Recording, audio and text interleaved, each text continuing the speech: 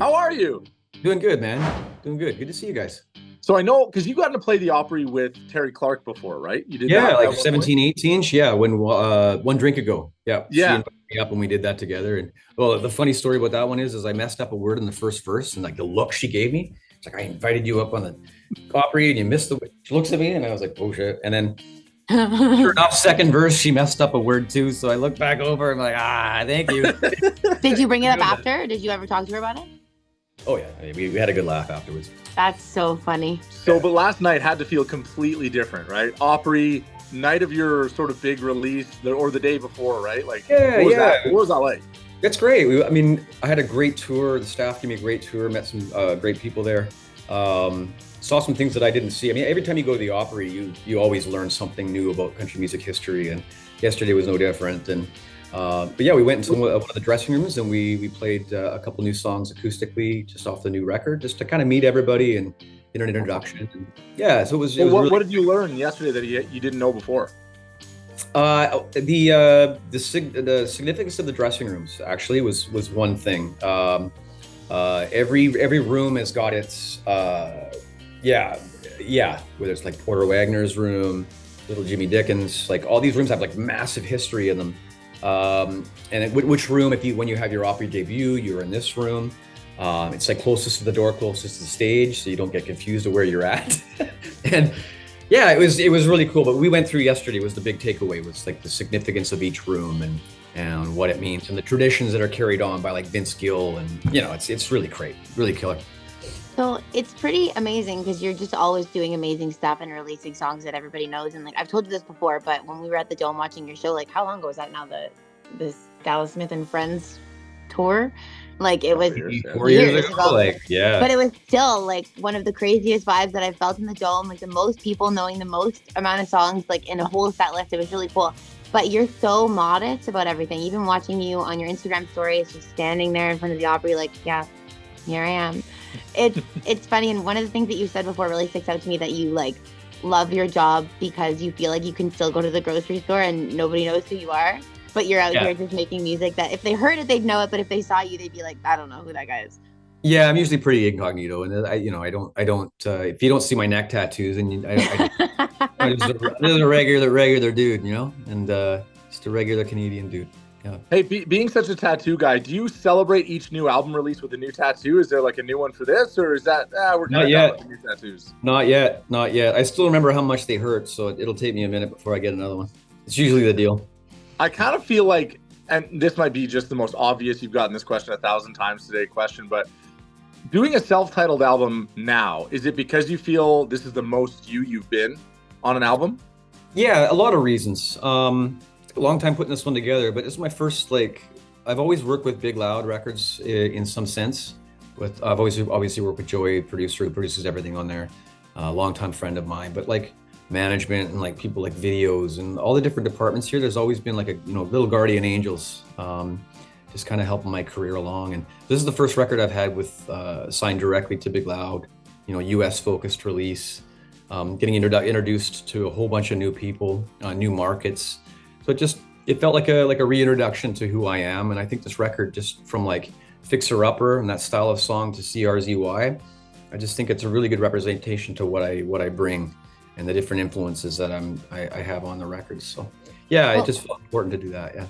We're also listening to like just some clips and stuff that we have access to, and it is just really cool. I don't know how you always find a way to turn heads with your music. Like we were listening to some of it and I was like, what was that? That's so good. Like, what was that lyric? I love that. That's amazing. And it's just like, you always create a hit that makes me go, oh my God, I want to listen to that and sing along to it. It's incredible. That's the goal. That's the goal. Yeah. So the one, sorry, go ahead. No, I mean, that's it's been 3 years since the last record, since Timeless was out, right? And that just speaks to the patience needed to try to have that effect, right? Like just take your time, best song wins, and when it's ready, it's ready. And so I'm glad to hear that the clips you've heard has been, getting something. Yeah, it's great. It's always fun because Josie and I are massive music passion people. We always come in every Friday, New Music Fridays, being like, what did you like? What did you hear? Oh, nice. Usually we're on the same wavelength then. Okay. He plays me the songs that he thinks I will like. He did not let me play him Taylor Swift's new Vault tracks today. That is true. So Why not? He said he didn't have any interest in hearing them. Oh, okay. All right. Not a Taylor fan, eh? I mean, I am, but like I have to deal with a Swiftie every day, and it's like too Got much. Got it.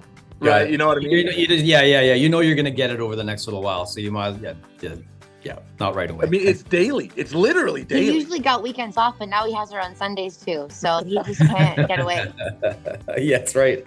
But I think the song we both connected football with, for you. was "How Do You Miss Me?" Was both one where we were like, "Holy crap!" Like that. Yeah. It sort of jumped out to both of us. The crying in the bathroom line, love that because I've done that so many times. I think we all have in some sense. Yeah. That's one of my favorite tracks on there. That's a song co-written with Hardy, and yeah, Hardy's pretty good.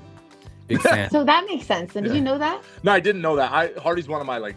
Yeah, favorite artists. you and Hardy. But like, it's just cool that you picked that one. He always does that. He'll pick it out and be like, "Wait, something about this I recognize." Yeah. There's definitely styles for sure. I mean, he's got his own thing going on, and you can feel that in that song for sure. Give us an insight into a writing session with Hardy. Is there whiskey? Is there like what are we doing? That one's an outside track with Hardy. So that one he wrote with. I have to take a look at the other names on that track. But actually, I saw him last night. He was playing in Nashville last night. He's always been super good to me and just a great dude. Big support. And what about that song made you be like, okay, I want to record that? The demo was, it you could tell right away. It was just a great tune. Just a great tune. Yeah. It's just challenging vocally. It just checked all the boxes for me. I thought it's just a great message. Yeah. So what about Fixer Upper? Is that a Dallas Smith written track? Why did you want to? That's a Morgan Wallen track. Here we go. Okay. Here we go. Yeah. Why that one to lead off on this sort of album release, push to radio kind of thing? Oh man, it was just an obvious one that just raised its hand. I mean, it's just a great tune. But I always view myself as a constant work in progress, and as a dad and as an artist. That was why it's important to have my family in that one too, right? I just think we're always constantly learning as human beings and trying to improve. And then when you have kids, you really step that up when you're trying to pass on good stuff to your kids, hopefully. So that one really spoke to me as a dad in his 40s, and constant work in progress right until the end of the days. Do your kids have a favorite song on the album? CRZY is like really cool energy. You seem to dig that one. How Do You Miss Me is one of them. And Day After Day with Sean was one that really kids Awesome. love. Yeah. When your wife first heard Fixer Upper, was she like, finally? Like, I've been telling you this for how many? I've been fixing you from the moment we met. I've been fixing you. The only reason why we've had our 11th anniversary is because she can see that I'm constantly working myself more positive directions. So Everyone's a work in progress. Everybody is, absolutely. Can you see the growth though? Like I think I do this all the time where I look back to who I was before I met my wife and who I am now, and I'm like, holy crap! Thank God I met her. 100%. She's been a constant support and constant, holding me accountable and like sees the good in me and like, just pushing me to be, who I want to be, right? She can see that in me, I think, I hope. Women, I'll tell you, they're pretty amazing. Pretty amazing. Yeah. When you find an amazing one, you try to hold on and you try to make yourself a work in progress, right? Yeah. So, Josie kind of brought it up jokingly, but it is something everybody's talking about. Are you into the Swift mania? Are you what do you love about what she does? Well, talk about work in progress. She's constantly pushing everything forward and pushing good messages forward, I think. And, to have, I have two girls. I mean, to have somebody like that to look up to, right? You can achieve anything in this world, and by being and bringing positives to the world. Right, that's a pretty impressive, important example to be set, and good for her. That's really amazing. And could not agree more because I love her. But also, she's officially a billionaire. I heard that. That's also something nice to look up to. She could have bought whatever she wants in the world anyway, so I don't know what that title brings her, but yeah. Yeah. I did the math that if she never made another dollar and she just lived for 37 more years, she could spend $86,000 a day for 37 years straight. I could do that. Yeah. I could find a way to spend 86 grand a day. Yeah. You mentioned being a girl dad. I'm also a girl dad. I got two Yep. girls at home. And what do you find the most difficult? Because for me, it's ponytails and hair. What's the most difficult? Oh, I mean, I don't think it's really anything like difficult. It's just how different the experience is from having a boy. You know, it really is eye-opening. When you hear it. Once you have a girl, everything changes. You know, but once you do, you start to realize the influence the world has on them and the pressure that it has on them, and how different it is from a boy growing up. So yeah, I mean, there's a lot of reflecting with me and like my previous relationships and how I was as a kid and like what I thought was acceptable as far as influences and things like that and the way the world was. But yeah, it's, that's why you bring up Taylor Swift, right? It's so great to see an example like that set, or like an artist like Pink, just great artists and great people that are setting example for females and little girls. Yeah. Well, you're a pretty good example Yeah. too, not only musician-wise, but human being-wise. You're one of the best, and we just appreciate you, and we can't wait for you. I know it's like a U.S. sort of release thing, and you're being pushed, but don't forget about us when you come back up here. No, I'll be around lots. I'll be around a lot. I know where my home is, and I'm never moving anywhere else. I've been all around the world, and I know how good we have it up and where we're at. So we can't wait to see you in person soon. Okay, congrats yeah, again. We sounds love good. it. Yeah, I appreciate Bye. it. Thank you. Bye, guys.